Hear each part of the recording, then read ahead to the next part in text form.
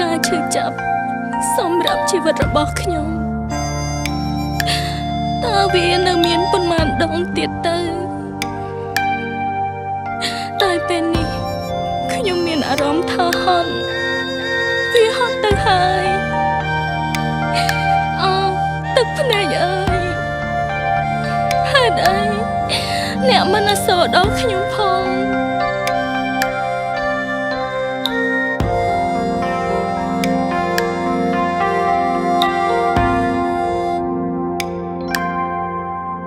បេះដូងយំអារម្មណ៍ចុកចាប់ឈឺចាប់ឈឺផ្សាមានស្នេហាសងសាមិនស្មងស្នេហ៍ឈឺខ្លាំងពេកដេកជប់ក៏សោយសោកដែរនៅតែគិតគេរហូតយល់សពក៏ឈឺ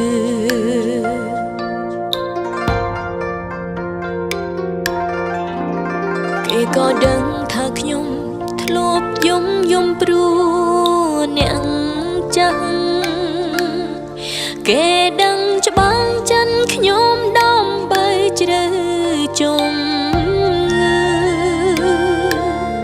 គេអឹងថាមើលថែខ្ញុំឲ្យឈប់ឈឺតែពេលនេះគេធ្វើឲ្យខ្ញុំយំខ្លាំងជាងមកឈឺចាប់ពីដងបានហើយអោចិត្តស្មោះអើយអ្នកឈប់នឹកទៅគុំនៅរងទុកទីរុនយំខ្លាំងពីដងបានហើយគុំឲ្យឈឺធ្ងន់ត្រូវដងខ្លួនឲ្យផុតពីភូមិស្នេហ៍ក្បត់